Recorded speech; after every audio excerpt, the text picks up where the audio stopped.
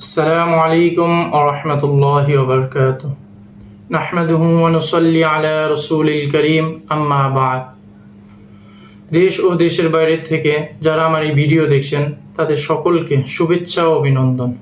আজকে আমি মুহররমের ফজিলত সম্পর্কে আলোচনা করব ইনশাআল্লাহ। মুহররম হচ্ছে আরবি মাসের প্রথম মাস। এই মাসে আল্লাহর নিকট আমাদের প্রত্যেক মুসলমানদের একমাত্র চাওয়া পাওয়া হচ্ছে তিনি যেন আমাদের সকল মুসলিম উম্মাকে বছর দূরে তার রহমত, বরকত ও কল্যাণ দান করেন। আর এই মাসে রোজা রাখার হচ্ছে আমাদের বিশ্বনবী হুজুরে পাক সাল্লাল্লাহু আলাইহি ওয়াসাল্লামের সুমহান আদর্শ। এই মাসে 10 তারিখ হচ্ছে আশুরা। আর আশুরার রোজা সম্পর্কে হাদিসে এসেছে, রাসূল সাল্লাল্লাহু আলাইহি ওয়াসাল্লাম মদিনা এসে দেখলেন ইহুদি খ্রিস্টান আশুরার দিন রোজা রাখছে। তখন রাসূল সাল্লাল্লাহু আলাইহি ওয়াসাল্লাম বললেন, আমরা তো তাদের চাইতে হযরত মুসা আলাইহিস সালামের অনুসরণে অধিক যোগ্য। এরপর রাসূল সাল্লাল্লাহু আলাইহি ওয়াসাল্লাম এই দিনে নিজেও রোজা রাখলেন এবং সকলকে রোজা রাখার নির্দেশ দিলেন। ইহুদি ও খ্রিস্টান এই দিনের প্রতি অর্থাৎ 10ই মুহররম আশুরার দিন সম্মান অর্থে একটি রোজা রাখে। তাই অন্য এক হাদিসে রাসূল সাল্লাল্লাহু আলাইহি ওয়াসাল্লাম মুহররমের 10 তারিখ রোজার সাথে 9 অথবা 11 মিলিয়ে রাখতে বলেছেন। শুধু 10 তারিখ রোজা রাখা মাকরুহ।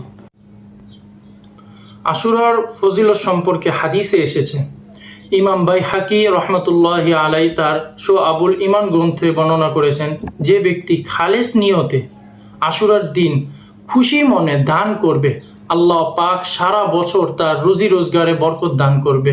সুবহানাল্লাহ।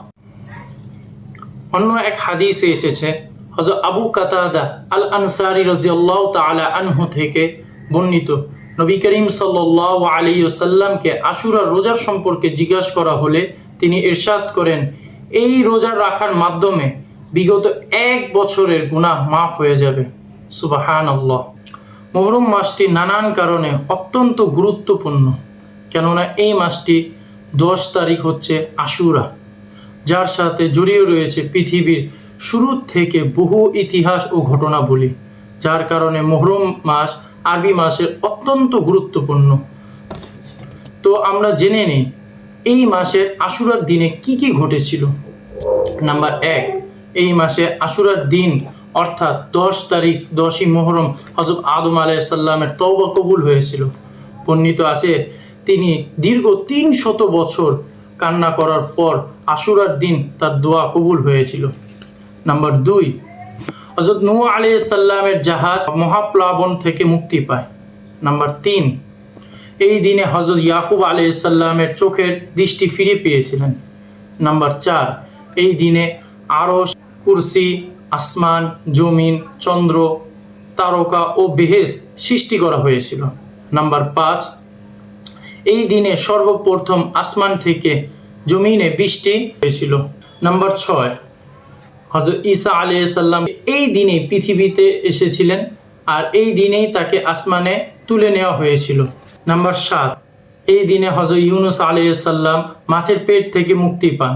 নাম্বার 8, এই দিনে হযরত সুলাইমান আলাইহিস সালামকে উচ্চ মর্যাদা বাদশাহী দেওয়া হয়। নাম্বার 9, এই দিনে হযরত মূসা আলাইহিস সালাম ও বনী ইসরাইল ফিরআউনের অত্যাচার থেকে মুক্তি পান এবং ফিরআউন ও তার সঙ্গী সাথীরা লোহিত সাগরে ডুবে যায়। নাম্বার 10, এই দিনে হযরত মুহাম্মদ মুস্তাফা সাল্লাল্লাহু আলাইহি ওয়াসাল্লামের প্রাণপ্রিয় নাতিন অর্থাৎ বেহেশতের যুবকদের সর্দার হযরত ইমাম হুসাইন রাদিয়াল্লাহু তাআলা শাহাদাতের মর্যাদা লাভ করেন। আশা করি বিষয়গুলো খুব ভালোভাবে বুঝতে পেরেছেন। ওয়া আখির দাওয়ানা আনিল হামদুলিল্লাহি রাব্বিল আলামিন।